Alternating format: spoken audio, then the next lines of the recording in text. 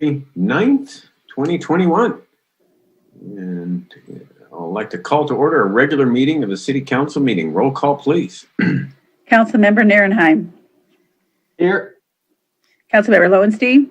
Here. Councilmember Horvath. Here. Councilmember Grant. Here. Councilmember MD. Here. And Mayor Brand. Here. Do we have a flag? Yeah, there it is. Yes. Okay, let's all rise and salute the flag and take a moment of silence afterwards. Ready? Begin. I pledge allegiance to the flag of the United States of America and to the republic for which it stands, one nation, under God, indivisible, with liberty and justice for all.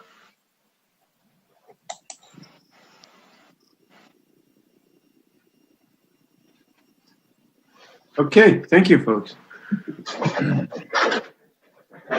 All right, I guess we'll just go right to announcements. I'll start with Councilmember Nierenheim. Do you have any announcements to make, Councilmember Nierenheim? I do. Thank you, Mayor Brand. I got a couple announcements, actually. First, I just want to say my community meeting is going to be this weekend, so take a look at my email. That's forthcoming outwards. I'll be reaching as many people as possible via Facebook, email, social media. If you aren't on my email blast, send me a note and I'll get you on that email blast. No special speakers. As a side note, I do have actually two very exciting items to discuss today, and they're both somewhat City Redondo related, but directly City Redondo for the beaches. One is the county fire department made a choice the last couple of days to not do the junior lifeguard program for the summer 2021. So there was a large campaign this last couple of days. I myself reached out to Supervisor Hahn. I did not bring it up with her last night when Mayor Brand and I were talking to her on our online meeting, but she made a special motion to bring back the junior lifeguard program for this summer and to work with the County Department of Health, the Public Health, and the fire department, lifeguards to see what we could do to make the program successful and have it come back this summer. That was her motion, an emergency motion. So all those parents out there, your public comments, I know I commented this morning on it, as well as everyone else wrote in letters. It made a big difference. Your voices were heard, and they're going to be moving forward on that. It's a big deal. And then the other item, So they are going to have the junior lifeguard program, because they're going to, within 30 days, they'll have a report back to see what they can do to have that junior lifeguard program come back, just like other cities like Long Beach, and Huntington, and Newport Beach. They want to bring it down, the class size down to 12 kids, and all the instructors are going to be we already are as employees are vaccinated. So they'll be looking for a solution, coming back for a solution for that. So it's expected to be back for the summer. Everyone is very excited over that. The other item on the county board agenda was the extension of the Project Room Key program.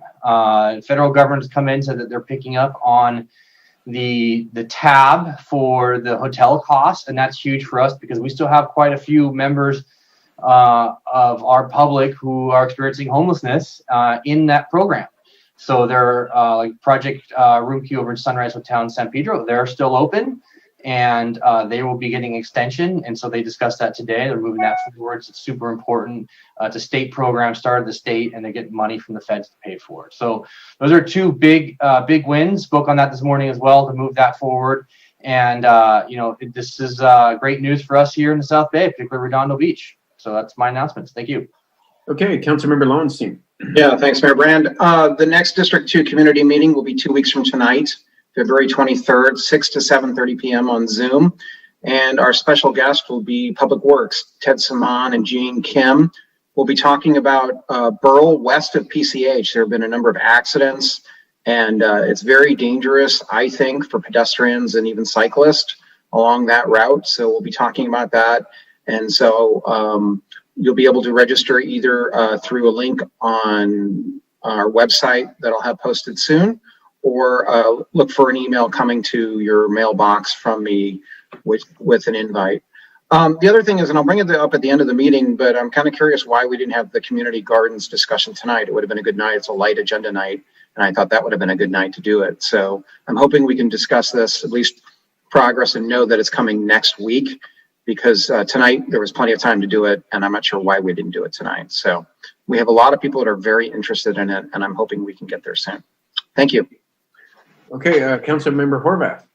Yeah, my community meeting is going to be next Thursday, the 18th, from 6 to 7:30 p.m. Virtually via Zoom.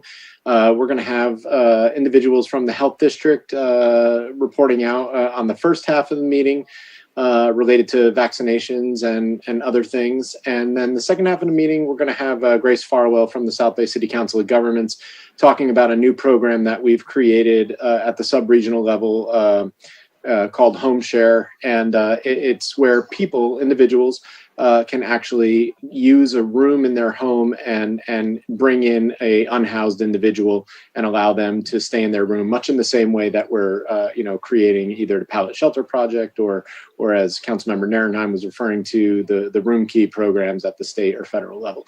So this one's a little bit more intimate, and it allows residents and individuals who want to participate to be able to do so. That's it. Thank you. Great. Councilmember Grant. Hi, thank you. I have two announcements. First, I want to say a big thank you to our Public Works and our traffic folks.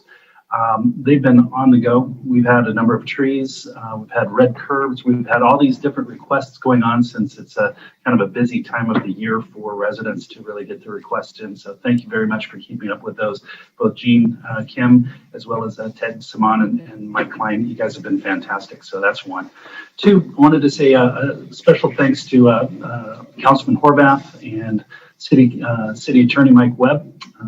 On Friday, the three of us were able to host Al Maritsucci as a tour over at the pallet shelters. And we were able to walk through, get a real great identification of what's going on there. Lisa Gray, who is the supervisor there, kind of walked us through, and they shared some wonderful, wonderful news for us. The news is that they have now had 4 and a 5th person now moving into permanent housing from this location.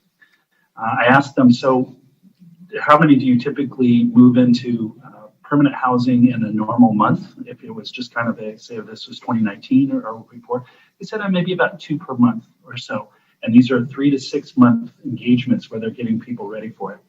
Turns out that there was the ability to get 5 people into permanent housing.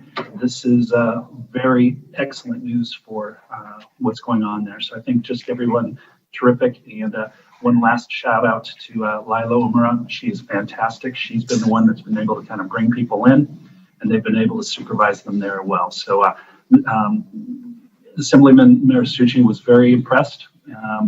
And I have to say that Joy Avican has been doing a terrific job and really helping as well. So again, it was a very good meeting over there, a good visit, and we are having some really positive results. So thank you.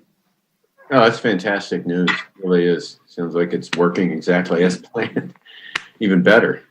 Councilmember MD.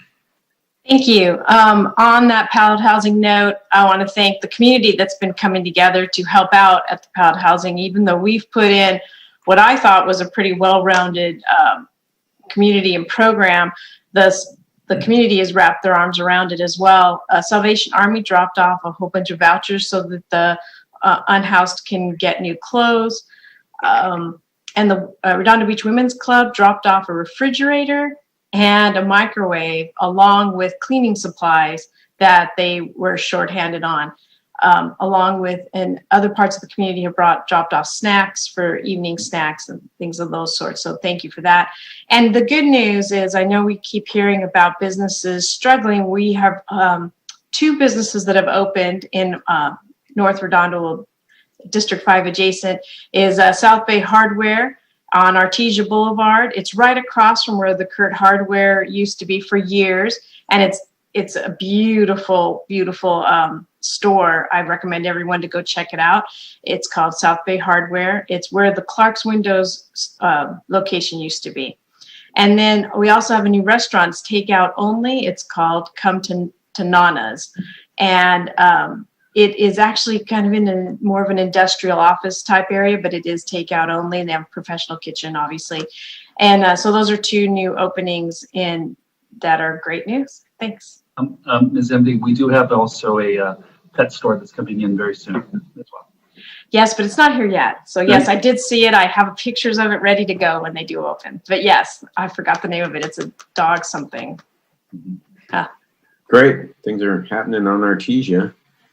I wanted to mention Redondo Beach lost 2 stalwarts of our community, long time stalwarts.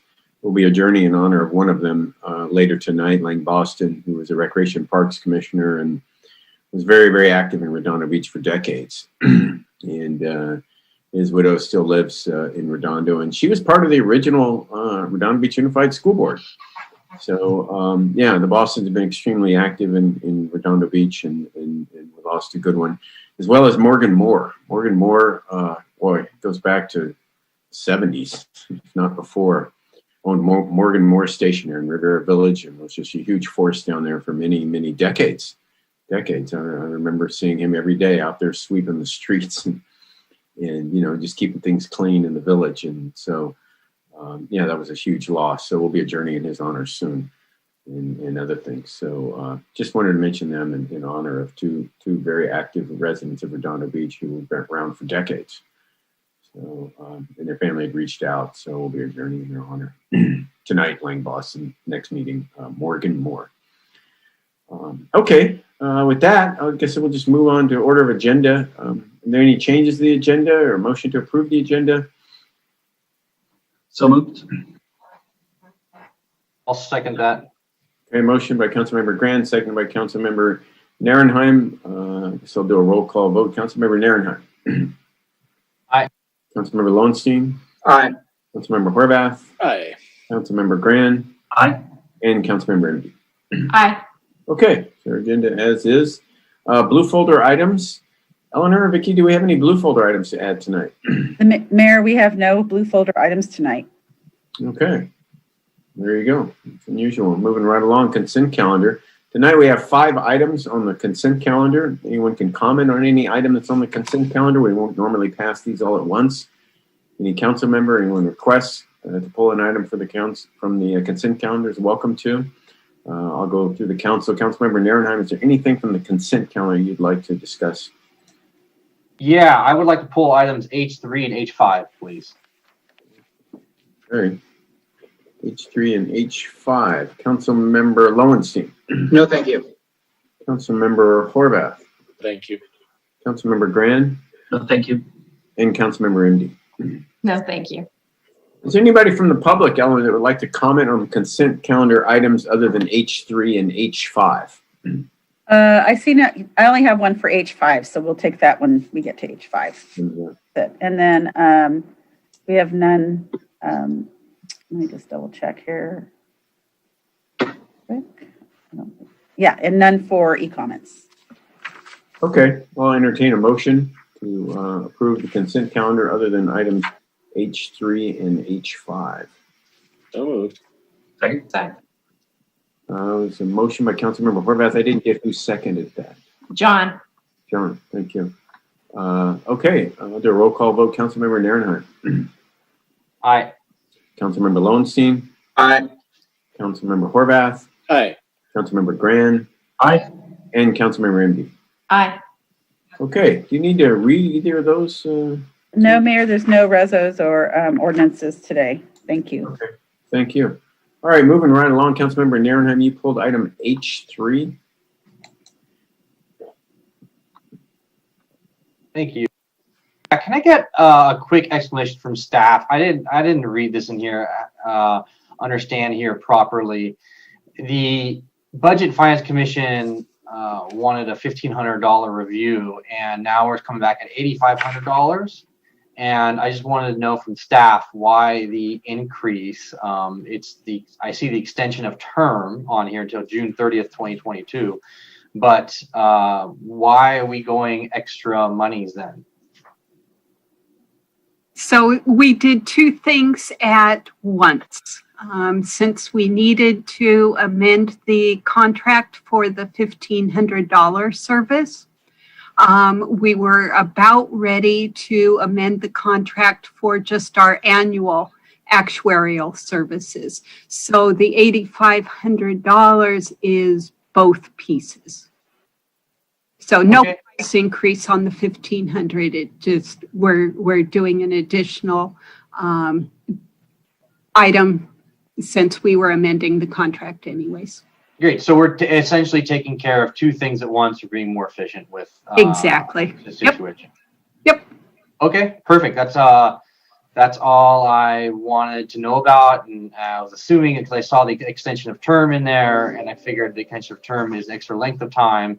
So thank you. That was it then. So is there a motion to approve item H3?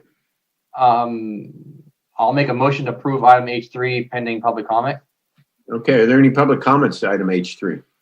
I have no public comments, and then also no comments for the record. I'll second that. Okay, motion by Councilmember Nierenheim, second by Councilmember Grand. I'll do a roll call vote. Councilmember Nierenheim, Aye. Councilmember Lowenstein, Aye. Councilmember Horvath, Aye. Councilmember Grand, Aye. and Councilmember Imge. Aye. Okay, thank you. You don't have to read that, do you, Eleanor? No, ma'am. Okay, item H5, Councilmember Nierenheim, you pulled this item as well. Yeah, so again, question for staff on this issue. Now, I see here that we're not going to be paying anything. The presentation is free unless we have costs for the city council action. Am I reading that correct? And then the only time we'll have costs for $145,000 not to be exceeded is if we proceed to go with the bond program, which will be paid out of the bond program. Is that correct? Right. So there's three different scenarios. One is you just have the presentation and there's no cost for that. If you do opt to start down the road with a bond issuance, but don't see it all the way through for one reason or another, we would be responsible for just reimbursable costs. And then the third possibility would be if we did issue the bonds, then it could be as high as $145,000, and that would be paid from the bond proceeds at the time they're issued. And we're looking to cover our CalPERS debt, which would be approximately what, 136 million, 140 million, roughly speaking. No, it's about 200,000. And No. and one of the items you would be weighing in on is do you want to refinance all of that or just a portion of it? So Wait, a lot of different options in issuing bonds. You said 200,000. Yes. Million. Oh, I'm sorry. Yes. Yeah. Sorry. Okay. Yeah, thank you. I was like, wait a second. That'd be okay. so nice, wouldn't it? That would be nice. Yeah. Last time I heard, I know the number fluctuates quite a bit every year to year. Okay. Not that much. Yeah, I wish. Okay. Okay. I just wanted to make sure. So we're going to have this at the next meeting in February, I believe. Exactly, as part of the mid-year presentation. Fantastic. Okay. I'll make a motion to approve item H5 pending further comment and other council member comments. Second. Okay, motion by Councilmember Nierenheim, second by Councilmember Horvath. Are there any public comments, Eleanor? Yes. Oh, So okay. wait a minute. Todd wanted to Yeah, comments first. Yeah, go ahead, Todd. I would like to comment before the public. Yeah, go ahead. All right. I'm a little bit concerned that we're heading down this path without doing our due diligence and accepting other potential bids for people that can consult on us. That's the first question. The second question is why do we have to do this if it's going to be free anyway? I mean, we have a contract with Cosmont for other things. Why is it that all of a sudden we have to sign another contract? Why can't why do we have to have a new contract if we already have a contract with them? I'm not sure I follow this. Contract, the contract with Cosmont that is out there currently is with Cosmont Realty Services. This is with Cosmont Transactions Services. And that is regulated by all kinds of boards that require, when they do make a presentation to a decision-making body, that they need to have a engagement letter. And so this contract is how we opted to do the engagement letter. The contract is simply basically a reiteration of the engagement letter. Didn't they have a presentation already to Budget and Finance? Yes, but Budget and Finance Commission is not a decision-making body. They simply They're advisory. yes. Is what you're telling me. Okay. Yes. So again, what does this do in terms of us going down the path with Cosmont versus, say, someone else? Well, with this action, we are saying that we are going down this path with Cosmont Services. If there's a desire to do an RFP, you don't want to execute this agreement. But if you don't execute this agreement, then Larry won't be able to make the presentation that you all want to receive next week. This Okay, was so then why is this a consent This was calendar important item? from Larry's standpoint to have a contractual arrangement in place. If he's making presentations to you as the decision-making body related to the action to move forward, just for his protection, for our protection, if we're going to receive that presentation, we need to have an agreement in place. Why is this a consent calendar item then not a discussion item? Typically, contracts are. Not if we're going down the path of something that's very major like this. You're not really. I mean, it has the potential to be, but at the presentation, But that's Marnie, Joe just said that we're making that decision if we go with this. That's a serious thing. I mean, I can tell you that with the school district, we had an advisory thing, and it was not an advisory service, and it was not a consent calendar item. It was a discussion item.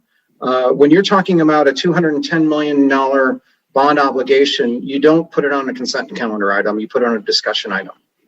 And I mean, we don't have Larry with us tonight. This is whether to retain Cosmont Services or not. His presentation would be next week. Okay. If after receiving that, I mean, we're expediting this in sort of the quickest way possible. We had really wanted to try and have his presentation, but after talking to him and reviewing the circumstances, he wasn't comfortable making a presentation in the absence of an agreement like this. Okay, but I'm a bit leery of making a decision right now to do something like this.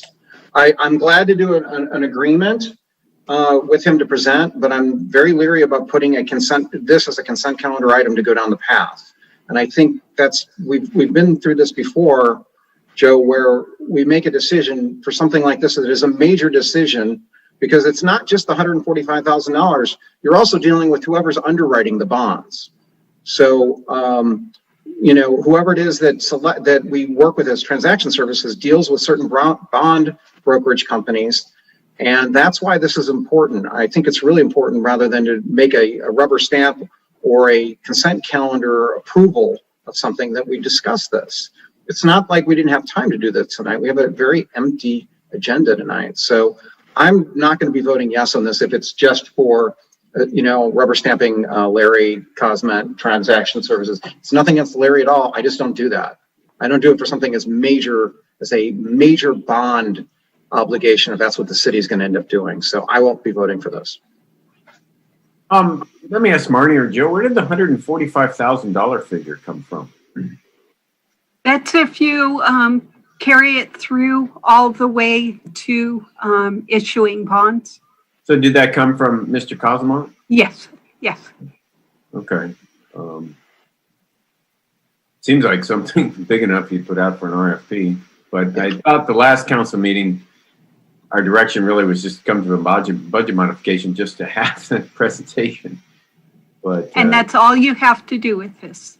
well, it just sounds like more than that. I mean, listening to Joe and Councilmember Lowenstein, it seems like we're signing up for him to be the lead Yeah. on the finance. If after the presentation you say we're not interested in proceeding with bonds, or we want to research it more, which would of course include or could include an RFP for the advisory services, you can do that. You mean we can bifurcate these things too, where we can have him come give a presentation and then put out an RFP later? Yeah. Okay, well, that was, I don't know, Joe, is that correct? Because I got a different impression hearing Councilmember Lowenstein question you. Well, what this item allows you to do, we formalize our arrangement with Cosmont Services. You receive the presentation next week. If you want to move forward with Cosmont Services, this agreement allows you to do it. If you decide you would rather do an RFP, you aren't satisfied that Cosmont Transactions is that we haven't done our due diligence somehow, and you want to do an RFP, that will obviously take more time. You have that option. Okay. You're not committed forever to. Okay, that clears it up, I think. Yeah. Okay, thank you. Councilmember MD. All right, so on January 18th, just to be clear, the Budget and Finance Commission requested that we look at the Cosmont presentation regarding the refinancing of the city CalPERS UAL with bonds. In response to that, and after reading that letter, in which, if I recall, that letter said it is urgent that we do this because of the low interest rates. They wanted us to do it soon. That's what the letter said, Todd. It did. And so It's not urgent. Then, in response to that request, the city council directed staff to arrange for the same presentation we made in February 16th meeting. We requested that. So although we're able to make the presentation, Budget and Finance doesn't have the contracting, is only advisory capacity, just like Marnie said. And so a contract is necessary before he can present to us. And so Cosmont services include the presentation to City Council on the budget and recommended courses of actions and assistance. It's only if the Cosmont services are utilized are the presentations, no cost will be incurred. If the city then takes further action, it does not proceed with the bond issue, so it will only be responsible for reimbursable expenses. So like him driving from Manhattan Beach to here, or anything work he put into putting in these slides. The bonds are ultimately issued. The full cost will be part of the bond proceeds. If you want to go with somebody else at that time, you can. But it was the Budget and Finance Committee who requested that we look at this presentation, and we were all excited that night to go, okay, let's go, let's hurry up and do this because we got to do it. We got to take advantage of it. In Budget and Finance, we want to be supportive of them. So that's where this came from. It isn't that staff was gung ho to do it. It was a direct request from the City Council in January. So I just don't understand why this is suddenly a surprise that this is happening. And those concerns should have been brought up in January if we wanted to do a full RFP to do these services, because it was about taking advantage of the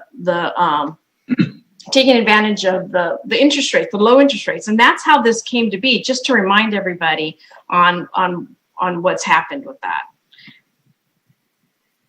Okay. Anything else, Laura? Not right now. Councilmember Lowenstein. I have two questions. One is for the mayor, and one is for Eugene Solomon, who I believe was one of the attendees here. The mayor asked for a presentation, correct? You didn't ask for a contract. You asked for a presentation, if I'm not mistaken, correct? Right. That's true. I kind of get it now that he isn't going to give a presentation to a decision-making body without some sort of contract in place. But what I heard the city manager just say is we can have the presentation, and we want to put out an RFP, we can, which I think would probably be very prudent.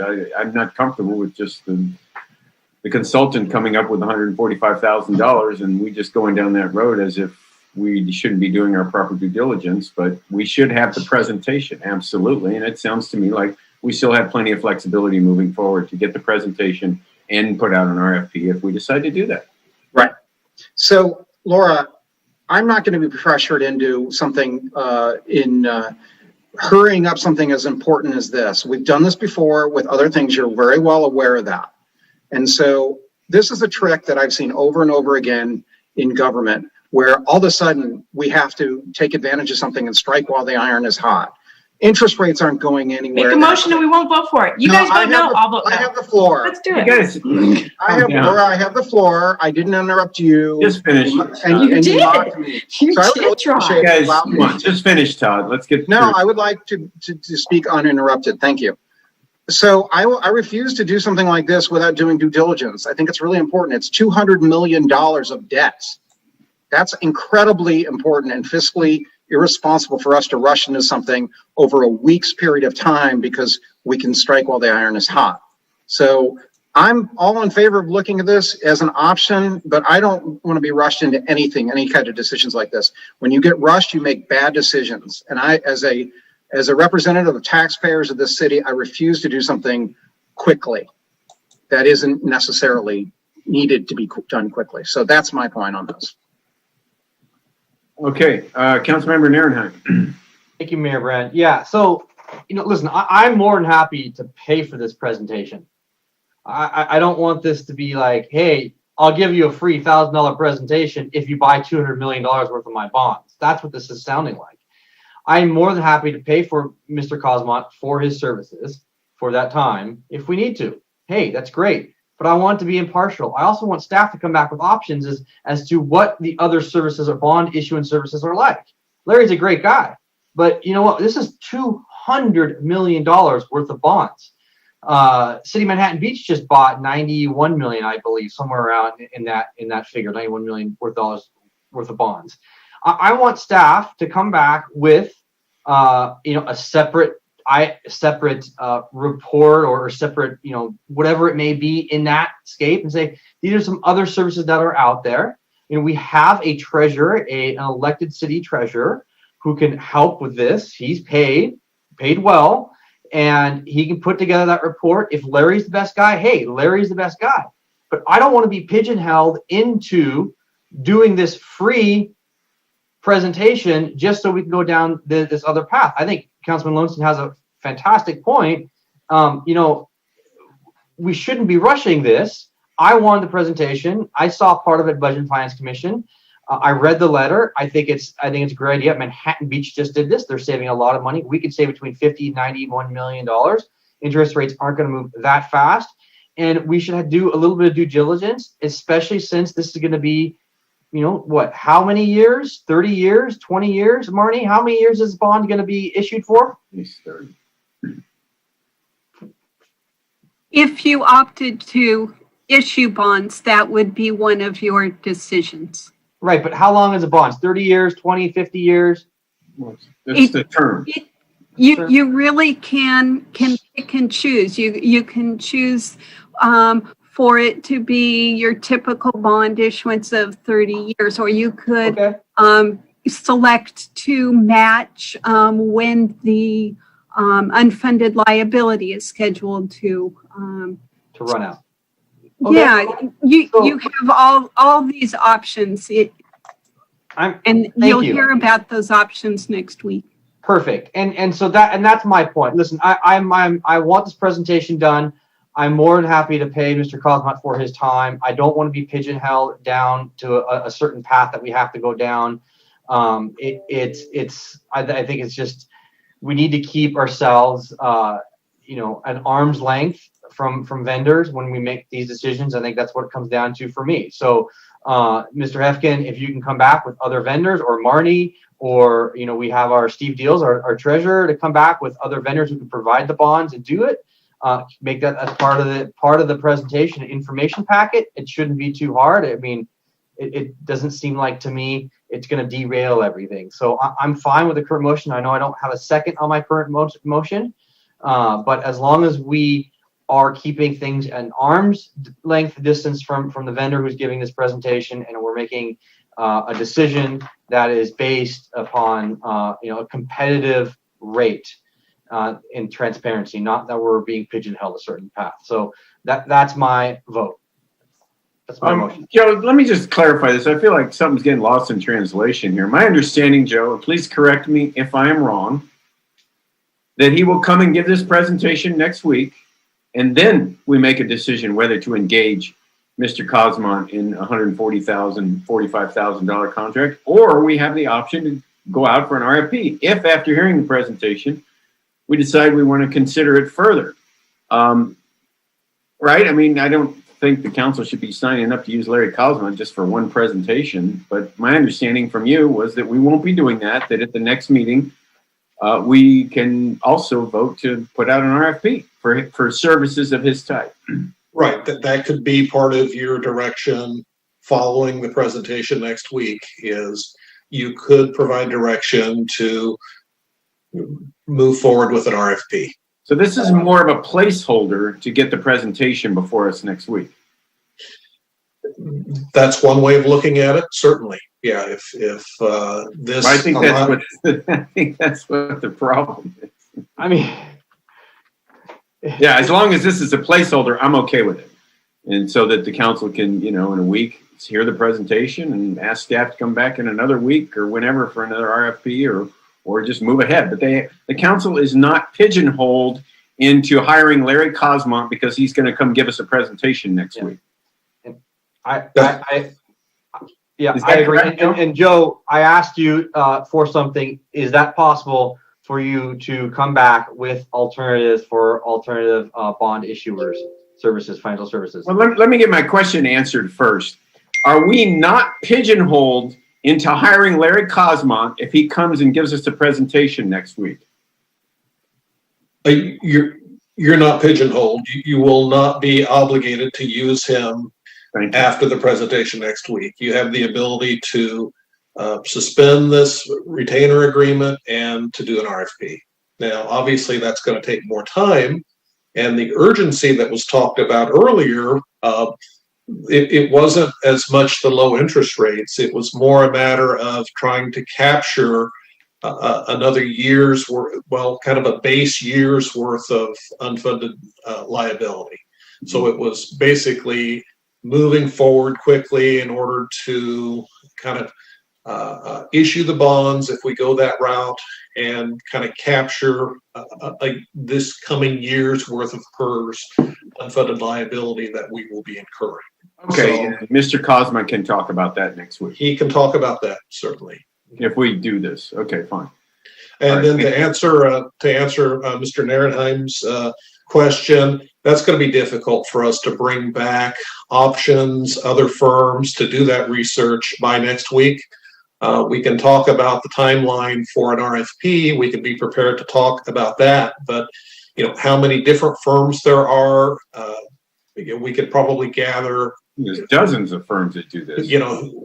What others, who other cities have retained for these similar services. We could have some examples like that, but we're not going to have a big, long, involved report describing all the different components to issuing bonds. So it's really more of a verbal presentation from Larry Cosmont. And it's not just Larry, it's actually another individual in his firm, Dan Masiello, who is really the expert on this. It's Larry's company, it's under his name, but Larry cannot do this without Dan's presentation. Okay.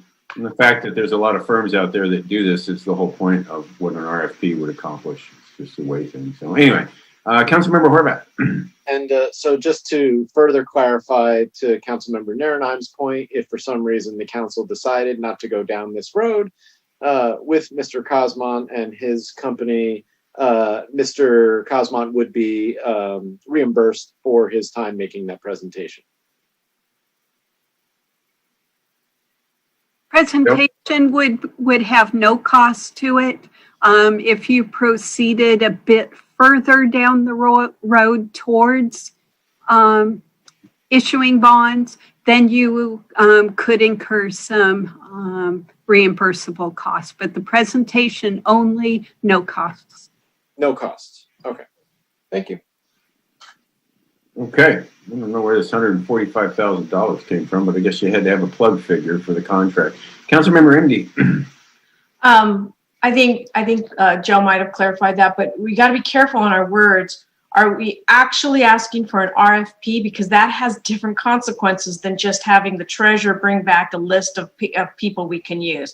There's a difference, and we should make sure we're clarifying for staff what is it would be asking them to do. Because an RFP, from my experience, is always a long, drawn out process with parameters that have to be done, and it can be quite costly. So I just want you to be sure about what it is you're asking staff to do, because I'm hearing Mr. Narenheim say one thing and Mr. Lowenstein say another. So, just, throwing out RFP isn't just a matter of just asking for proposals. It actually has a specific process involved in it. I just want clarification on that. Yeah, no, important clarification. I can't really remember that there was a motion and what specifically it was. My motion was to approve item H5 pending further public comment and council comment. Okay. Are there public comments? Yes. Okay.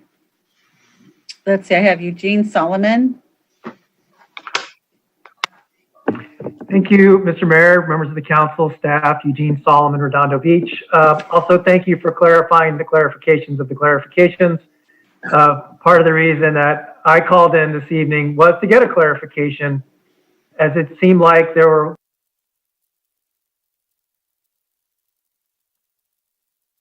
as a member of the Budget and Finance Commission, we wanted you to hear this presentation because we consider the issue of our CalPERS UAL to be of an urgency. While chairman in 2020, I established we established a subcommittee discussing CalPERS and methodologies that we would have to satisfy or otherwise reduce our CalPERS obligations. Jerry Woodham brought forward pension obligation bonds as an idea. We had a presentation from the CalPERS representative. Subsequent to that, Director Ruland had Larry Cosmont come in and present pension obligation bonds and lease revenue bonds, either of which would take 4 to 6 months, depending upon which the council selected, if any at all, and the possibility that it could be done by June 30th as a means of perhaps amending or reducing a CalPERS obligation in 2021. But those were possibilities and timelines. The urgency for us was over addressing or having an idea to address the CalPERS obligations. For me, it was a little bit convoluted when I read through the consent item, where I thought we wanted to, myself, as Budget and Finance member, to have the presentation given to you all to see this and have eyes opened as it was for us. And I'm grateful that that opportunity will be presented to you. Not realizing that we would have to contract Mr. Cosmont in order for you to see that presentation beyond what might be there. And now you've clarified that is not necessarily the case. You might be able just to see the presentation and decide afterwards at a public hearing. And I will be hopeful for a public hearing in that regard after you see the presentation. So thank you for your time. Okay, thank you, Mr. Solomon. Are there any other public comments? No other public comments for Zoom, and then we have no e-comments, Mayor. Okay. Joe, I just want to clarify, because if I look at the actual contract with Cosmont and Associates, perform all municipal advisory activities. I mean, assist with CalPERS correspondence, perform pro forma financing analyses. You know, it's very specific. And so after this discussion tonight, if it comes to me, I'm not really ready to sign this with an amount and everything without us having had this discussion first and the council actually, me feeling comfortable that they actually voted the way this contract reads. So hopefully Larry can come and give the presentation, or his colleague, because the way I read the contract, the way it is right now, if it comes to me after listening to this discussion tonight, I'm not going to sign it. It sounds like we're signing up for it. Do I read that correct?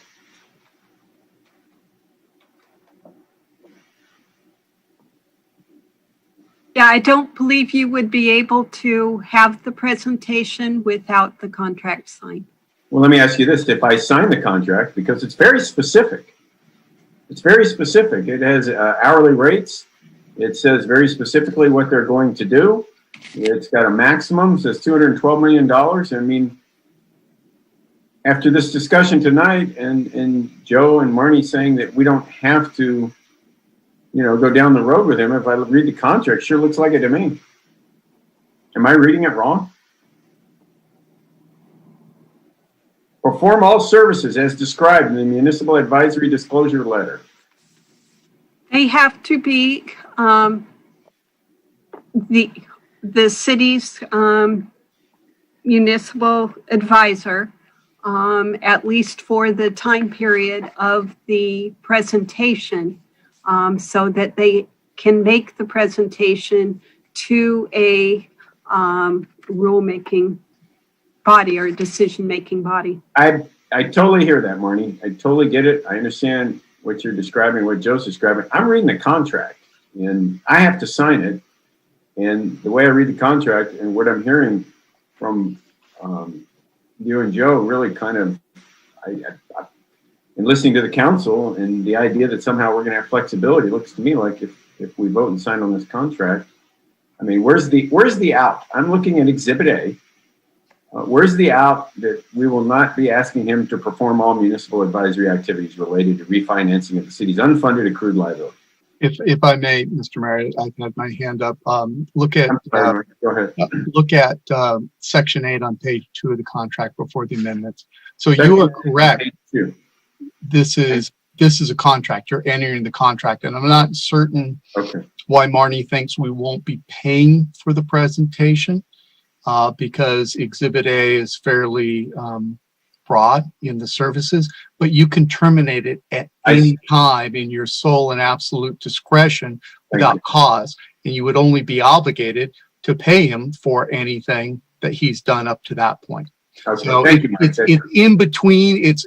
You'd be entering a contract, and it's very specific, but you can terminate the contract and just pay him for services he's done up till then. And so that you're all sort of, right, just depends on your different way of looking at it. Is it a contract, but you can get out of it. Got it. Thank you. Section 8, page 2. Perfect. Okay, Councilmember Narenheim. So just to we're perfectly clear, we would have to make a motion next week to continue on in the contract, or we would have to say, if we decide to not go with him, to cancel the contract, and then he would send us an invoice for the presentation fees, expenses. Well, Joe, it seems like we'll have all options on the table at the next meeting. Is that correct? Well, I don't know if you're asking me, Councilman. Mr. Webb, I am asking you. Okay, yeah, it's, you're entering a contract if you choose to vote for it tonight. And it's a very specific contract, but it's a contract you can get out of it and just pay him for any services that he bills you for pursuant to the contract. So it could be a very short-lived contract. And I would suggest that the city manager agendize, all the different options, receive presentation, give direction to staff, whether to go forward with the contract or terminate the contract, and then you can have other options. And as has been mentioned, this is the quickest way if you want to get this going because you're concerned about interest rates climbing, but you can do a more thorough review of your options if you want to terminate it and start from there. And I don't want to end up in another contractual nightmare that this council has signed before, not this one, of if we enter in this is an exclusive contract with them, so we cannot go out and look at any other contracts after, Mr. Webb. After, if we sign this tonight and we decide next week that we want to go look somewhere else, there is exclusivity here. We have to work with him. Or I think you're comparing apples and we could just basketballs. So we have utter and absolute discretion to terminate under this. So I can't recommend one or the other because that's a policy call, but it is clear you have discretion to terminate the contract at any time and, pay them for the services or the company for the services that they performed. Whether you want to do that or not depends on how much of an urgency you determine it to be. Okay.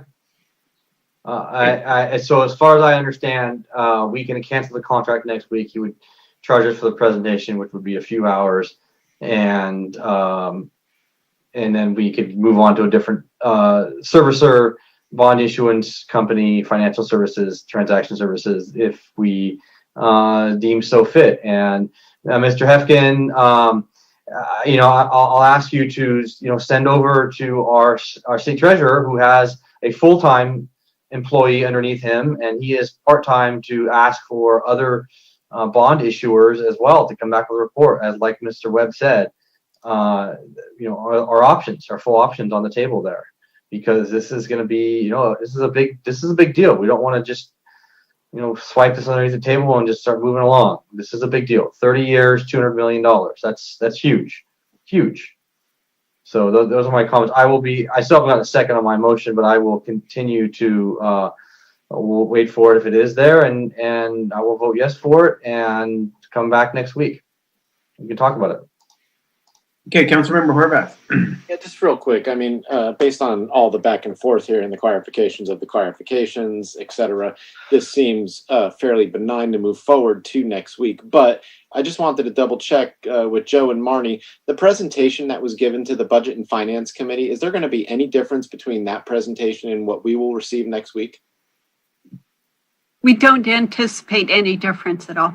So technically, this council could easily watch the Budget and Finance Commission meeting, and then we could schedule a conversation about how to move forward after watching that in our own time, and having a conversation at a later point. If people are completely uncomfortable with signing a contract, moving forward, having the presentation, and then potentially canceling the project, why not just watch the presentation that is already pre-recorded and then have a conversation about this later? I'm just saying, I don't care. I'm ready to vote for this based on what has been presented thus far, but the information is already there for any of us to watch at any given time right now and come back and have a deeper conversation to the point that Councilmember Lowenstein made initially. Well, my only comment would be the big difference is you don't have the decision-making body with the ability to ask questions. I realize, but I'm just saying this has kind of gotten a little convoluted. So I think it's squared away. I think everybody's got it. We're going to get a presentation. We can ask questions, and then we can make a decision whether to put out an RFP or just keep going. So this has gone on long enough. Councilmember Lowenstein. I'll try to keep this short. I'm refinancing my house right now. I would never sign a contract ahead of time to get a presentation to refinance my house. We're talking about $200+ million, and we're signing a contract that we can back out, but we have to have 3 votes to back out versus signing an agreement that says come and present to us. That's it. I don't like this at all. I don't like the way this is headed. I'm voting no. Okay, any more public comments? I have no more public comments and no e-comments for this. Thank you. There's a motion on the floor. Is there a second? No one's going to second the motion, so we're not going to do anything? Second. Okay, motion by Councilmember Narenheim to approve item H5, second by Councilmember Grand. I'll do a roll call vote. Councilmember Narenheim. Aye. Councilmember Lowenstein. No. Councilmember Horvath. Aye. Councilmember Grand. Aye. And Councilmember Ramsey. No. Okay, 3-2. There you go. No, I won't be vetoing it. I think it's a great thing. We're going to learn a lot, and then we can decide what to do. And this shouldn't have been as hard as it was, but we're getting there. So thank you, Marnie and Joe, for figuring this out, and we'll discuss this next week. You don't need to read anything, do you, Eleanor? No, Mayor. Thank you. Okay, that's it for our consent calendar. Public participation on non-agenda items. This is the opportunity for the public to comment on any item that's not on the agenda. Everybody gets 3 minutes, normally limited to 30 minutes. Just kind of take them in order. Are there any comments for a non-agenda Yes. item? Eleanor. I'm gonna go based on the order of submission. So I have Hardin Super. Go ahead. Good evening. I'm Hardin Super, candidate for Redondo Beach City Attorney. I don't talk just for the sake of talking, but I've recently discovered something that we need to talk about. Just a month ago, the U.S. Capitol was attacked by an angry mob, and I was shocked to find that an attorney on the Redondo City Attorney's approved law firms list was one of the lead speakers at the rally that directly preceded the insurgency. The attorney is John Eastman, who was hired in 2012 by City Attorney Mike Webb to do legal work for our city, and his hourly rate was later increased in 2018. Mr. Webb's a public servant doing the public's work, and we deserve some answers. Here's why. If Mr. Eastman's name doesn't immediately ring a bell, let me refresh your memory. Dating back to at least 2006, Eastman has questioned birthright citizenship in the United States, and he was a leading proponent of Prop 8. In August 2020, Eastman wrote an op-ed in Newsweek questioning whether Kamala Harris was a natural-born American citizen. Experts dismissed the legal theory. Newsweek apologized for contributing to the racist lie of birtherism, and Trump praised Eastman as a brilliant lawyer. At this point, Mr. Webb said nothing and did nothing. Speaking of Trump, Eastman later represented him in one of the many nonsense lawsuits filed in an attempt to overturn the election results. And again, Mr. Webb said nothing and did nothing. On January 6th, John Eastman spoke at the Trump rally that directly preceded the riot at our Capitol and the attempt to overthrow our government. That was over a month ago. In the meantime, wouldn't you think we'd have heard from our city attorney, severing ties, denouncing the commentary from Eastman, or anything? But we haven't. Meanwhile, Eastman was forced to retire from his teaching job at Chapman University and is banned from performing outreach or speaking at the University of Colorado Boulder. I think the public's entitled to an explanation of why we were ever associated with this attorney and why, even after everything I just described, we still are. Is it in the best interest of Redondo Beach to keep Eastman as a preferred vendor? Does he represent the values of our city? It's time for an explanation, and because the city attorney hasn't done so, it's time for the council to step in and sever the city's ties with Mr. Eastman. Thank you. Okay, the next person is Eugene Solomon. Thank you, Clerk Manzano, members of the council, Mr. Mayor. 4 years ago, we had tens of thousands of dollars being put into our elections by special interest and unions looking to influence our candidates. Senator Cal put $35,000 through some of the local PACs and another $150,000 plus through their own PAC. The Chamber of Commerce, Redondo Beach Chamber of Commerce, put $30,000 from their PAC into candidates. Athens Services, AES, the Teamsters, all spent big money on candidates, leaving the impression that Redondo candidates were open for business and raising conflict of interest questions, where you see those big donors also getting contracts with the city. It's early, and fortunately, for the most part, in this election cycle, it seems that many of these really big expenditures have not been happening. We'll see if that continues. Yet, in one race, it is. Unfortunately, contributions 25 to 50 times a typical $100 individual contribution are being made to our city attorney candidate, Mr. Mike Webb. While noting these contributions are within our limits and reported in a timely fashion, in my opinion, it raises conflict of interest questions when, as a department head, Mr. Webb will be called upon to hand out work to law firms making these contributions. Some of that law work generates substantial sums of money. Mr. Webb's conduct is not at issue. It's merely the perception, in my opinion, that it raises. And that perception to me is undeniable. Hopefully, campaign finance rules for Redondo in the future may include greater restrictions for candidates and those donors having contracts with the city or in negotiation with the city. And I recognize that with Citizens United, the challenge is that money equals speech. Perhaps then candidates can take a pledge to avoid these contributions, to avoid any perception of this conflict of interest. Seeing large campaign donations from contractors with the city does not sit well, in my opinion. Thank you very much for your time. Okay, the next one will be Wayne Craig.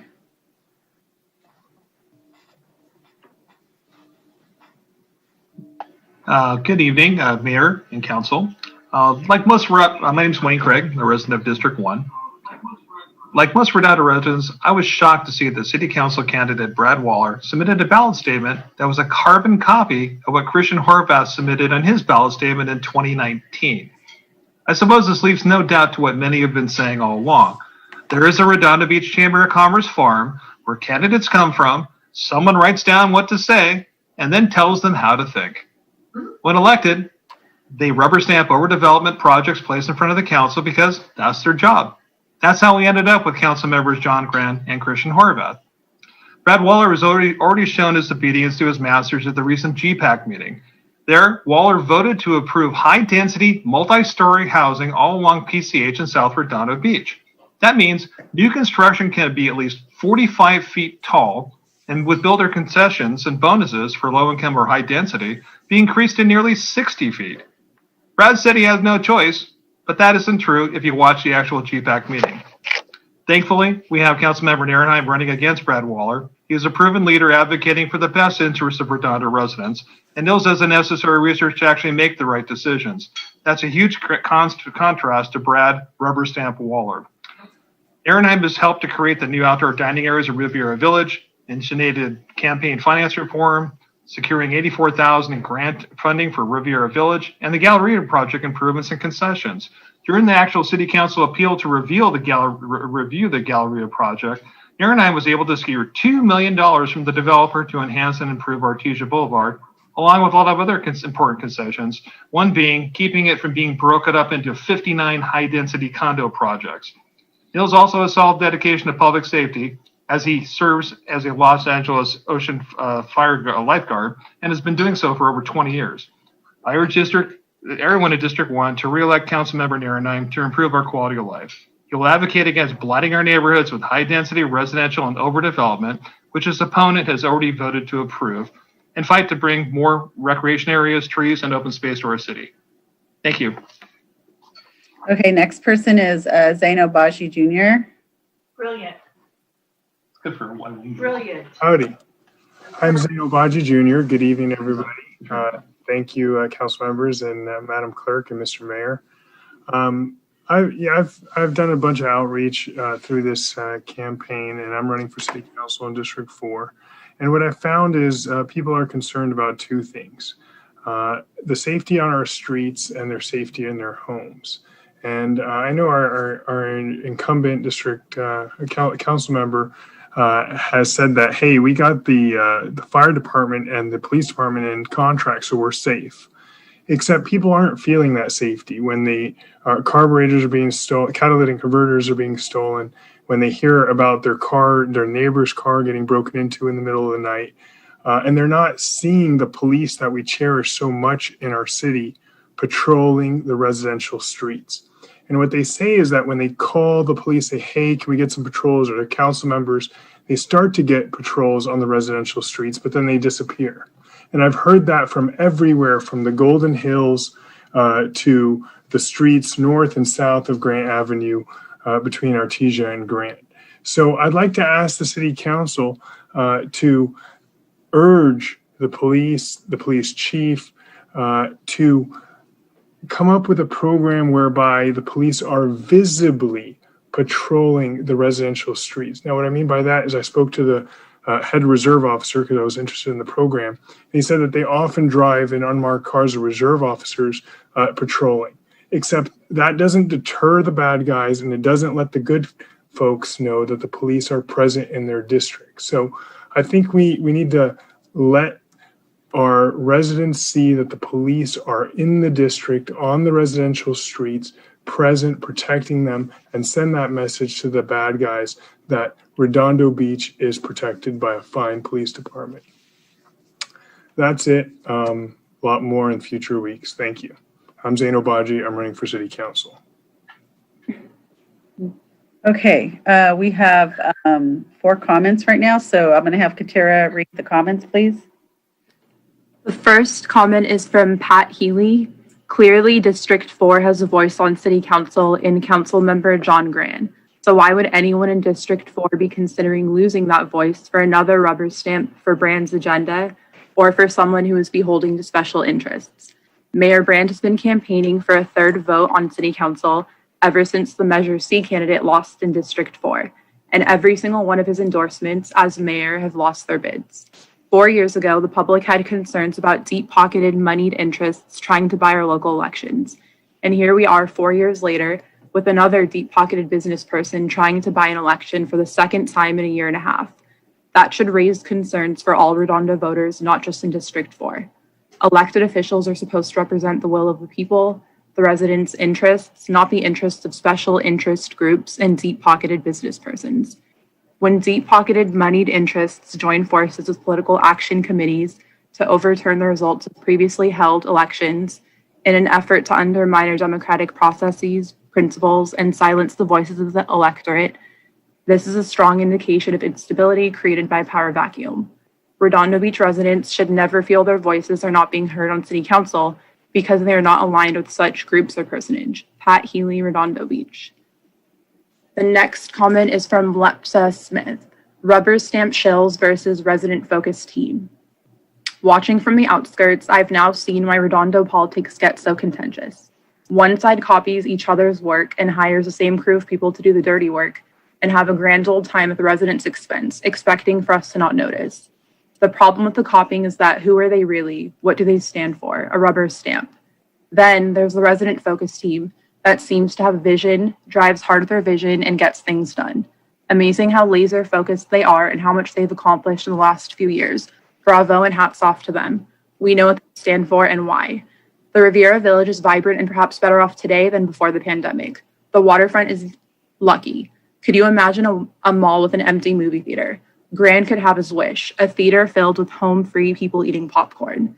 No thanks to the shills who have fought so hard to make the mall great again. No thanks.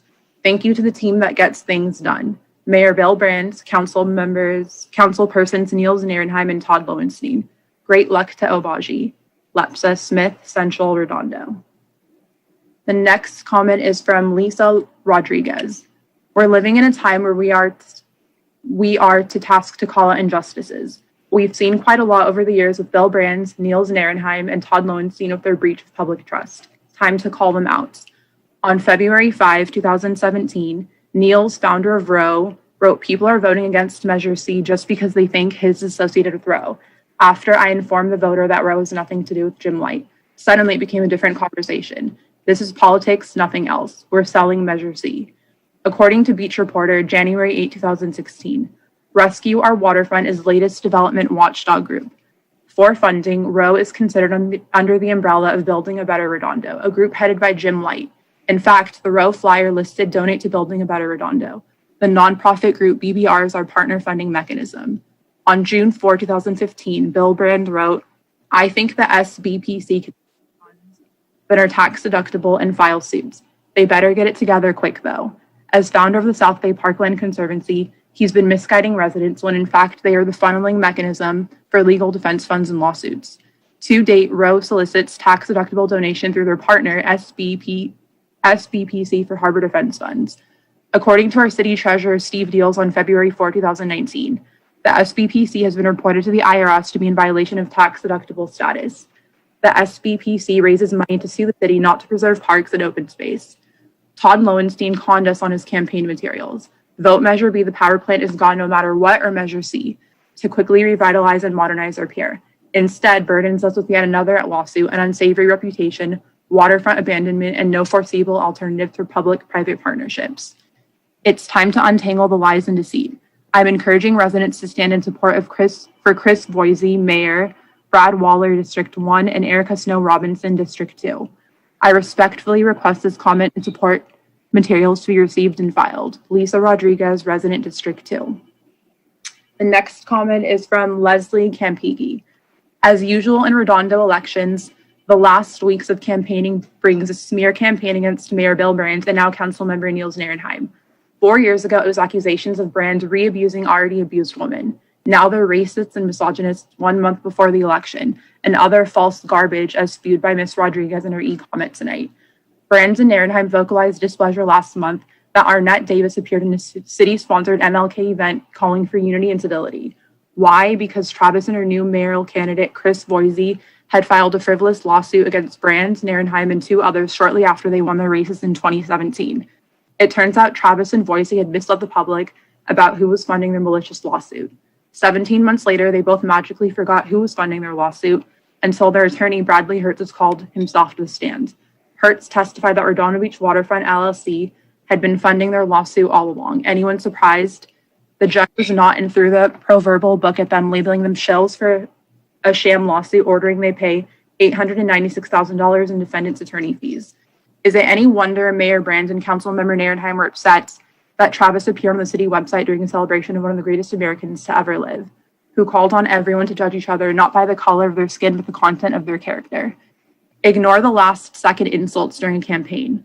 Brands and Narenheim are the real champions for the people of Redondo Beach, as is Todd Lowenstein, all of whom should be reelected to preserve and protect the best interests of the residents of Redondo Beach and our quality of life. There's another e-comment from Robert Gaddis. The prior comment submitted by Lisa Rodriguez regarding Mayor Brands, Councilman Narenheim, and Councilman Lowenstein, South Bay Parkland Conservancy, and Rescue Our Waterfront are factually incorrect throughout, and apparently deliberately so. Viewers should consider that the basis of her support for the candidates she aimed is based on fabrications and not facts. If her favored candidates had any positive agendas in supporting assertions, she would have stated those, but she doesn't. Instead, she puts forward false statements with no basis in fact. Her candidates are devoid of any positive agendas. Voters should consider whether they will support candidates that base their campaigns on fiction rather than truth. That concludes our e-comments.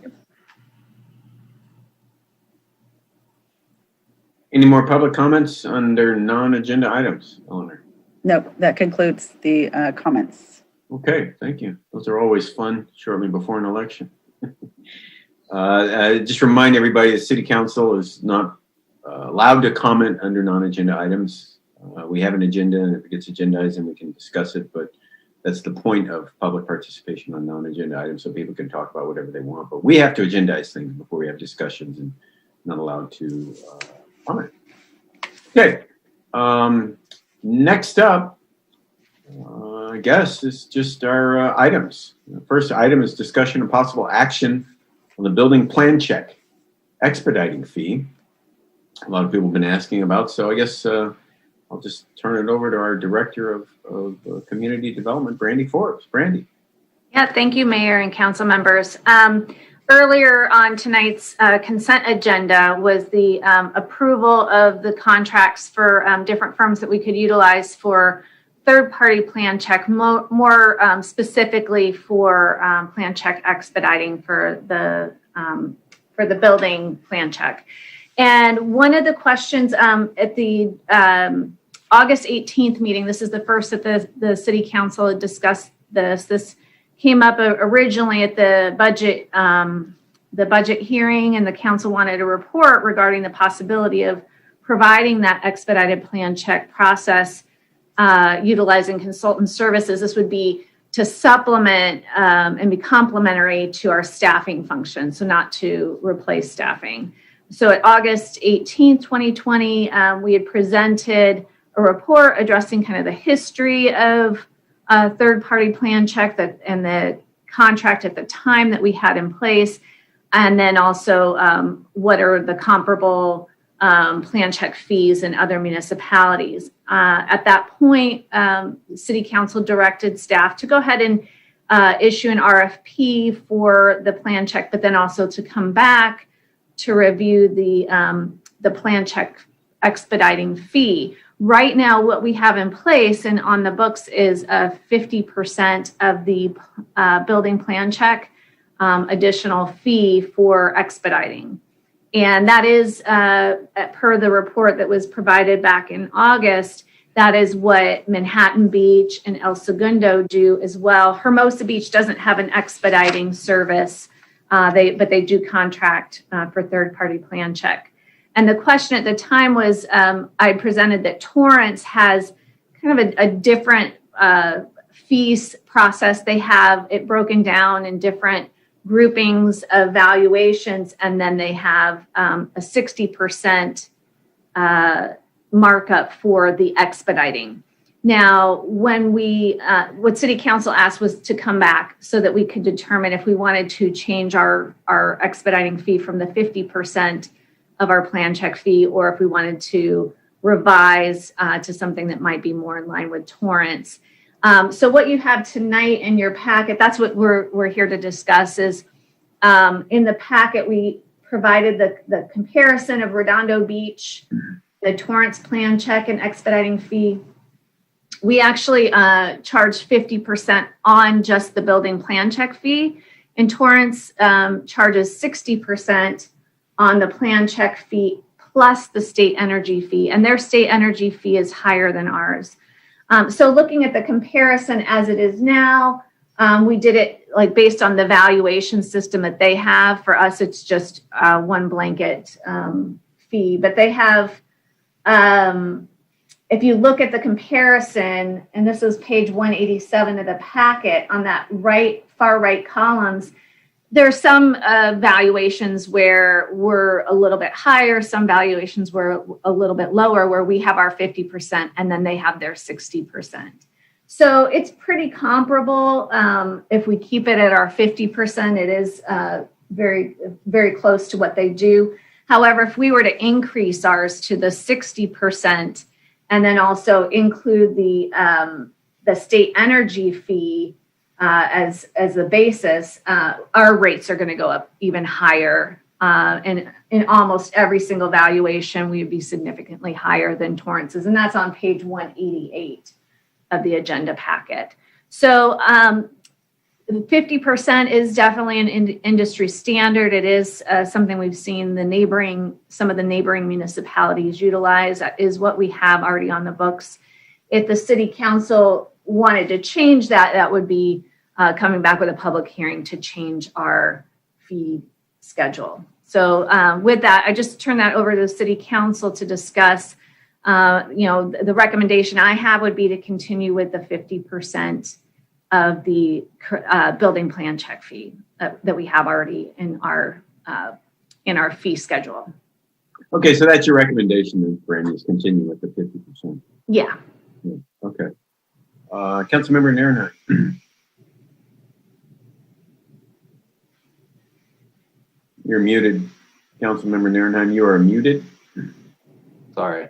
I'm looking at the schedule here on page 188, and Torrance $33, Redondo Beach $52. Torrance $18.32, Redondo Beach $3,354. First of all, what is the state energy fee? I'm not certain what the fee, the basis of that is, but it is something where a portion of it does go towards the state, a portion of it does stay with the municipality. Torrance's fees are definitely higher than ours, and it may just be that they're trying to capture more at the local level. Okay, so we don't, okay. Okay, so, I mean, these fees are getting quite a bit higher. I mean, on the low end, it's $99 versus $104 if we total fees for expediting. But on the high end, it's $5,400 versus $6,700. That's a huge difference. I mean, this is the one is if we use the rate that they use, that 60% and include the energy fee. Yeah, I don't want to go for that. I mean, Brandy, I'll be honest with you. I've got a few emails coming towards you regarding our plan checks. People are not happy with the time and the service. They see these 60% numbers, they're going to be very unhappy. So I would stay with the 50% at most, number one. And number two is, what's the turnaround time for going with these private entities? For the expedited plan check, it's a 5 to 10 day review time frame.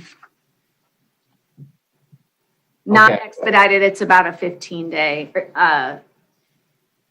review time. And what happens if they lose the plans? Third party? Well, for starters, we wouldn't utilize that company going forward, but it's not expected that they will. They have, there is a contract with them that they have to have those plans. That it would be also electronic submittal. So at this point, so that's that wouldn't be that there's hard plans that are going to be. Because it's a question I've gotten quite a bit. People have it's an issue people are very concerned about. And, you know, I'm hearing third parties are getting this. Then they're like, well, there's one more chain in the cog that gets broken. I'm looking at this through the eyes of the residents who are getting plan checks, many of which, you know, it's taken them for a while. So I'm seeing here property survey, foundational plans, site plans, floor plans, framing plans, elevation, electrical, mechanical, plumbing, building, structural, energy, soils, and fire sprinklers. That is the whole kit and caboodle. Or were we missing like public works on here? Is that something that we would do internally regardless? Yes, and that's the same with any other municipality that's doing the expedited. The expedited is for the building review. And that is the portion that takes the most time for the review, because they have to, you know, evaluate every single system and electrical and structural. But we would still be in-house with the planning and engineering. Okay. Do we have like a summary report or a summary check off list so that when people comes in with plans, they can look at this summary check off list and say, these are the 5 things or 10 things, 20 things that we need to do, these departments that we need to go to. Do we have that for residents when they come in? Yeah, we have a list for them of what they have to submit and what the different reviews will be, because they do pay for the reviews. They pay for that plan check for planning, and then And that list will be updated according if they want to do some of these. Expedited. Expedited. Okay. And is there a time length? So for instance, it's guaranteed to be back within 30 days or 10, 15 days, like some sort of a guarantee. If people are going to be spending extra monies on this service, what is it that they can guarantee, or what are they getting as an insurance policy that say, you know, they're told 10 days and we guarantee 20 days and they don't get it back for 40 or 50 days. Do they get a refund? And if they want a refund, could they get a refund? Yeah, I would expect that. I would also expect that in that situation, that would not be a firm that we would utilize moving forward on any expedited plan check, because they would not be meeting their contract obligations. And that's in the contract obligation. Yes. Time lengths. Okay. Okay, I'm happy with staying at the 50% fee. I don't want to make this that much more expensive. I think it's, as someone said to me over this last weekend, that they're being charged extra for something that should be done to begin with, right? Is, you know, I'm getting some pushback from residents, but they're willing to do it to get it done faster and on time. So time is money, but I want to be very careful about how much we're charging extra for this service. So I'm fine with the 50% way it is, and that's it for now. Okay, Councilmember Emdy. I agree with you, Mr. Nierenheim. I'm a little concerned about raising the fees when I'm not hearing the guarantees of it. We've had this problem with plans before. People aren't happy with the way things are working out, and to be fair on both sides, there is a checklist, and then they show up and the checklist isn't necessarily all done. And then what happens is, as the staff is looking over what is done, something else might come up. And then they get added to their checklist to it, and they get handed it back to them. That's the complaints I've been hearing a lot of. We need to revamp how we do planning. I don't know if it needs to be done online. I don't know what that is. It's been one of our frustrations for a while now, is how slow things are working there. And we've got to really kind of revamp how we do things and efficientize or something. I'm not working in that department, so I don't know what that is. I'm going to let you guys figure that out, but it's a main complaint that I have also heard. And I'm not willing to raise their fees unless I'm really seeing something magnificent happen. So I say we just leave them as it is as well. Okay. Are there any comments from the public on this issue? Mayor, no, we have no Zoom, and we have no e-comments. None for the record. Okay, I'm not seeing any hand up. Is there any motion or? I'll make a motion to approve the current fee schedule as set forth 50% for the third-party plan checks. And that's all we needed, right? That's clear, Brandy. Yes. Thank you. Is there a second? Second. Okay, there's a motion by Councilmember Nierenheim, a second by Councilmember Lowenstein. I'll do a roll call vote. Councilmember Nierenheim? Aye. Councilmember Lowenstein? Aye. Councilmember Horvath? Aye. Horvath, Councilmember Grand, Aye. and Councilmember MD. Aye. Great. Do you need to read anything? No, Mayor. Okay, great. Thank you all. It passes. Thank you, Brandy. Thanks very much for your report. It was very helpful to do that kind of benchmarking nearby. Okay, next up, Joe, I guess it's our weekly or bi-weekly COVID report on what restrictions we're following and vaccination centers and such. So do you want to go ahead and take it away? Sure. Yeah, we had a fairly detailed discussion last week. Don't have a lot of new information on the city's end. All the restrictions that the city's put in place are continuing in terms of our closed facilities and the program restrictions that we have in place. There is some new information available that Tom Backley can share with us related to kind of their efforts, Beach City's health district, to move in the area of providing vaccines. So with that, Tom, if you want to take it away. Great. Thanks, Joe. Mayor, City Council, good to be here tonight. We have Jacqueline's son with us as well tonight. She's been hard at work on vaccines, and Health District continues to work on vaccines. We are a vaccine provider. We have currently not had vaccines released to us by the County of Los Angeles. We have reached out to the county, and we're hoping to partner with them on reaching populations that are having trouble getting to the megapod sites, which are older adults. And so we're hopeful that we're going to be able to provide vaccines to our older adults who are unable to navigate the IT and the technology and make themselves an appointment. And also we're having trouble getting to the vaccine site. So that's something that we're working on. Again, we would encourage people to call our number at 310-374-3426. It's extension 256. If you're having trouble making an appointment, we can help you with that to the best of our ability, or try to work to get you some transportation if that's something you need. And then we are waiting to hear back from the county on when Section 1B does open up for educators and emergency personnel and food workers, whether or not we can partner with LA County to make sure that people in that category receive vaccines quickly. So the health district is ready to go, and we're working not only with the county, but working with health providers as well as pharmacies. And again, the difficulty is getting vaccines, and that's something that we hope the county will release to us, or we'll get them through those other sources I mentioned. Jacqueline, anything that you'd like to add to that? So that's just a quick update.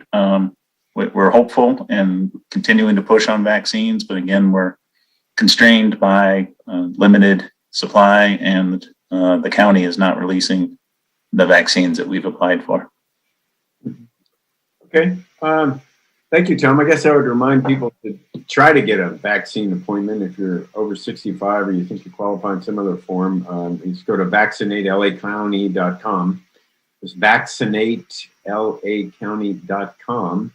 If you're not comfortable with that, you can call at 83540-0473. That operates 8 in the morning, 8:30 at night, 7 days a week. And you can get notified when it's your turn to receive the vaccine. Just go to myturn.ca.gov. Myturn, myturn.ca.gov. Again, if you want to sign up and get on the list to get a vaccine, go to vaccinatelacounty.com or call 833-540-0473. It's been, we had Janice on a Facebook Live last night, and it's clear there are not enough vaccines. So, but yeah, people are getting them, and they're coming through a lot of different channels. It starts with the federal government, and then the state, and then, county health, People are getting them at Ralph's. There's a lot of different channels getting at their pharmacies, but right now it's pretty tight. So bring your patience. Exactly. So, Patience, and keep working that website that the mayor mentioned. That's the best way to try to get it, or through your provider if you can as well. Yep. Your health provider. So basically, Tom, you have to be over 65 or a frontline health provider. Correct, right now. And then we think that they're going to open up 1B. We don't know when. We think it'll probably be 2 to 4 weeks. And once they open up that tier, then that will be more people that'll have access, such as educators, food providers, and emergency workers. Thank you, Tom. Yeah. Councilmember Lowenstein. Yeah, actually, I was just going to ask, what about teachers? Because I know that, a lot of people want to go back to school. We don't want to expose teachers, but I was wondering if that's happening. So thank you for answering that, Tom. One other thing is, has there been any moves to approve vaccines for children under 16? Jacqueline, do you have any updates on that? Yeah, I think that they just started the clinical trials for that in January. So we're probably not going to have any of the results for many months to come. Obviously, with children, they want to take extra precautions to make sure that there's no side effects with the vaccine. So I think that those clinical trials are starting, but it'll probably be a while until that gets approved through the FDA. But we know that the studies are beginning. Well, I understand to some degree because children are going to be the last ones vaccinated, but why did they not do this ahead of time? This is going to take 9 months to come with the results. People have their kids. They can't travel with their kids now. If you don't want to expose them, even if they have minor symptoms, it's kind of. I know you're not in charge of the clinical trials, Jacqueline. I'm not blaming you or Tom. It's just kind of crazy. I'm surprised that they haven't started this earlier. So, anyway, thank you. Okay, Councilmember MD. So just to follow up on last week, to let people know the number for Kaiser's another option. It's 833-574-2273. I announced that I got an appointment for my mom. We went down to Long Beach. It was fast, efficient. Everyone was kind and really wonderful. So highly recommend to give that a try. Kaiser is doing 75 and older, not 65 and older. But it's just another option that could work for everybody. So somebody has to be a member of Kaiser, correct? No, it turns out you do not. Anybody can go. When we called, they asked for your member number. And so my mom just hung up, and then we asked my cousin who's a member to call, and she got through, but she said, you don't have, I was later on another, somebody who was watching the meeting actually told me, you don't have to be a member. You just call and you just wait on the line, and someone will get on the line with you. So apparently that's doable, but I ended up getting my cousin to call for us. So yeah, you don't have to be. All right. Thank you, Councilmember Nierenheim. I just want to remind everyone that in the Riviera Village, outdoor dining is happening. Everyone's safe. Those tables are 8 to 10 feet apart. I was down there on Sunday with Mayor Brandak. We were down there for a few hours talking to residents, and can't wait until we get that second parking lot open. They're all very excited for hot foods.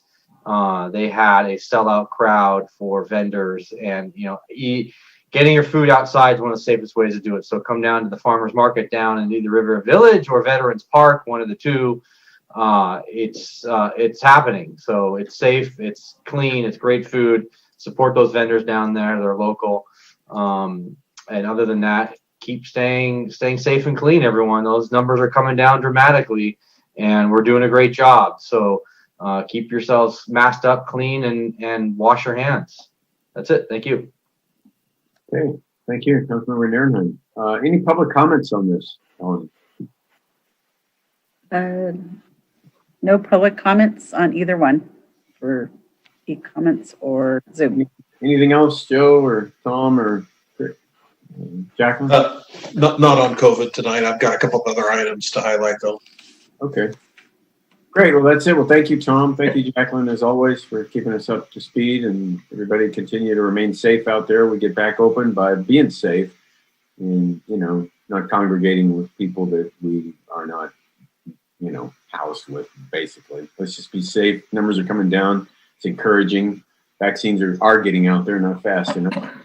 But and I want to remind people, the city has no control over the vaccines. People are always asking me, how do we get vaccines? We have no control over it. Starts at the federal government, goes to the state, goes to the county, and really actually from the state goes into a lot of these different channels that we're hearing about. So, bring the patients, but the city really doesn't control it. Anyway, well, thank you. Joe, any other city manager items? Thank you. Yeah, I wanted to kind of preview certain items for your next council meeting next week on Tuesday the 16th. Was successful in reaching out to the U.S. Postal Service. We'll have postal representatives at your meeting next week to talk about mail reliability and steps that they have either taken or are taking to improve service. So we'll have that presentation. We will have the mid-year budget review, detailed review of our expenditures and revenues and the mid-year update. We will have the follow-up on the Larry Cosmont transaction services presentation referenced earlier. So that's on the agenda. We'll have, I believe, an item or two from the treasurer as follow-up items from prior referrals. And we have one public hearing related to flood maps hearing that's been advertised that we need to take action on. One thing we will not have on the agenda is a follow-up presentation related to community gardens that was mentioned earlier. We're still waiting from a couple of you to provide your rankings for the strategic planning worksheets that were distributed. We do not have the community garden in the strategic plan right now. It is one of those items that you could rank and vote on. We still need to follow up and bring that to you. So our intention is to nevertheless bring forward a report. There is some staff work that will be required to look at the location in Alta Vista Park that's been recommended for a community garden. There's some staff time involved in that. If I were to put something on the agenda next week, it's going to have no staff work having been completed. So anyway, that's the response on that item. It's never really been a referral with a specific time guaranteed or promised to bring back to you. It's not in the strategic plan now. We still need to hear from a couple of you related to your priorities for the strategic plan, and we want to bring that back to you as well. So those are my comments tonight. Happy to answer questions. Okay. Thank you, Joe. I know the Recreation and Parks Commission made a recommendation that we discuss community gardens. I know there's been a lot of discussion about community gardens.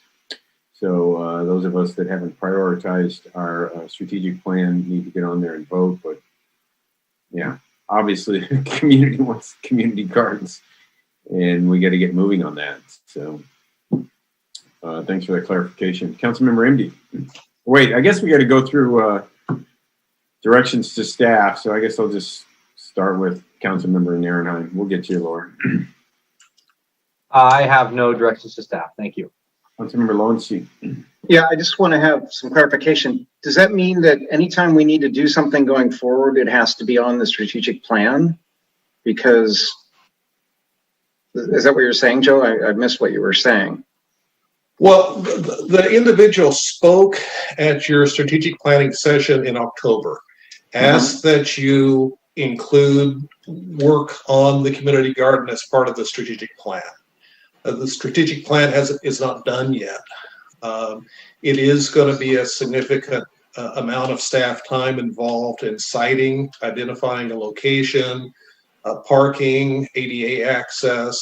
There's been some work that's been done in the past, but it's not on your strategic plan right now. I do sense that there's interest. I haven't asked all of you, but I've heard from a few of you that there's interest. And so our intention is to bring a report forward in March.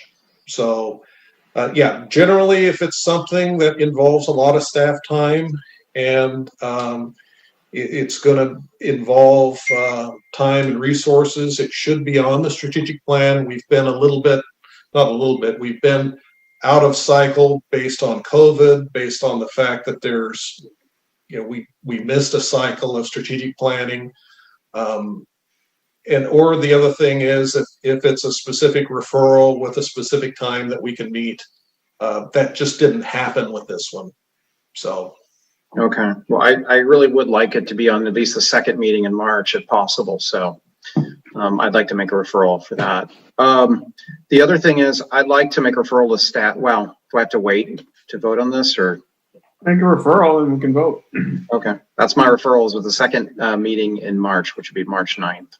I mean, I will second that, and I will just add to that. They were presented to the Parks and Rec Commission, and they unanimously voted to have it have that presentation presented to us at the council, the Parks and Rec. So it wasn't. I never thought it was part of the strategic plan. So I will definitely second that and include that. Okay, so motion and a second to come back with staff report regarding community garden progress. By the second meeting in March. I'll do a vote. Councilmember Nierenheim? Aye. Councilmember Lowenstein? Aye. Councilmember Horvath? Sure. Councilmember Grand? Aye. And Councilmember Indy. Is that even possible, Joe? Yeah, that fits within our time frame. We can do that. Okay, then aye. Last I heard, Joe, is that we were looking to find a site. They're working with some community members in the South Bay Parklands Conservancy to find a site that could potentially work. I mean, in really the kind of the model is what you see in Hermosa Beach and Valley Park. They get a beautiful community garden over there. But hey, it's a big space. It's got ADA parking and it will not be cheap. So, but yeah, give it a look. Get started. Okay. Wait. Is that part of the motion that we're working with South Bay Parkland Conservancy, or you're just making that assumption?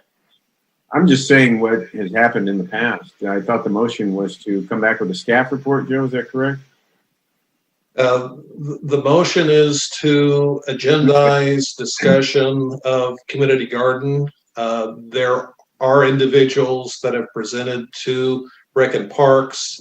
They're recommending the South Bay Parklands Conservancy as a partner. You will hear from that person. We can talk through what's required with the community garden. We'll compile past reports. We will have information from Public Works as well as Community Services. It will be a policy decision on, number one, do we make this a priority and allocate the staff time? And there's a specific ask from the individuals in terms of a location. I don't really want to get too much into it tonight. It's not on the agenda. But okay, that's fine. so there'll be a variety of things that you're going to hear at that meeting. Okay, thank you. Councilmember, I guess, is that it, Todd? Or? No, I have one other. Oh, okay. And that's a referral to staff or even the attorney's office to have John Eastman removed as a city-approved vendor. John Eastman, the man who was involved in speaking at the insurrection rally. So if there's any truth to that, I'd like us to look at it and have him removed from being a city vendor. He doesn't represent the city very well, if that's the case. We haven't used him in quite some time. He represented us in an appeal against a child pornographer I convicted. He was a former U.S. Supreme Court law clerk and a dean at Chapman Law School.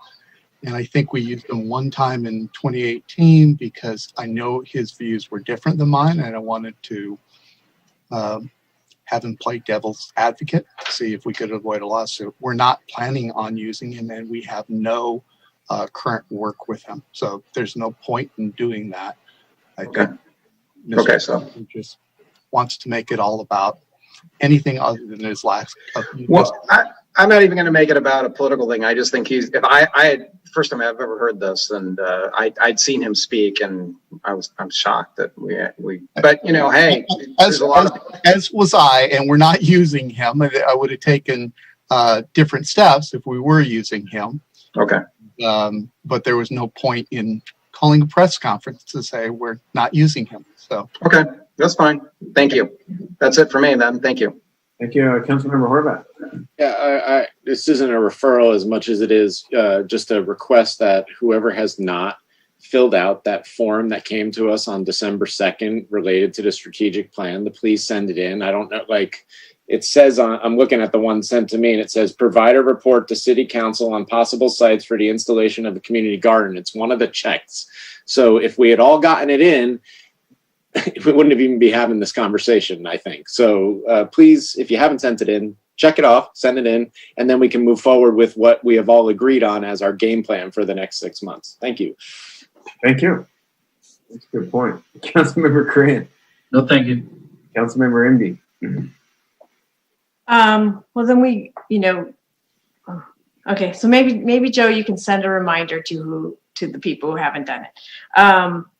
And going back to the U.S. Post Office, so thank you for mentioning that that we're going to have them next week. And I just wanted to maybe ask that we send out the email for the USPostOffice.gov person Adela, and because they requested that we, if we had questions already from or complaints from our residents, that if they could have them ahead of time so they can come to the meeting prepared in their presentation with solutions and whatever they're going to do for that, they would appreciate that. So I think that would behoove us to have that presented to them ahead of time so that we can just make the meeting a little more efficient. So thank you. Oh, and also I just want to make sure everybody understands that the housing element's going to be coming to us in March. It's going to be a while, but we need to start kind of gearing up and educating people about that as well. That's it. Important. Okay. Thank you, everybody. Guess that's kind of the end of the night. I want to call for a motion to adjourn in honor, in memory really, of Lang Boston, who's a former Redondo Beach Recreation and Parks Commissioner and a very long-time resident of Redondo Beach and very active. So we lost a good one. So I'll entertain a motion to adjourn in his memory. So moved. Second. Motion by Councilmember Horvath, seconded by Ben. Oh, Councilmember Green. Great. Any objection? Okay, so ordered. Good night, everybody. We'll see you in a week. Everybody be safe out there. We're turning the corner. Get vaccinated if you can and continue to be safe. And we'll get back on track here. So, all right. Thank you. Good night, everybody.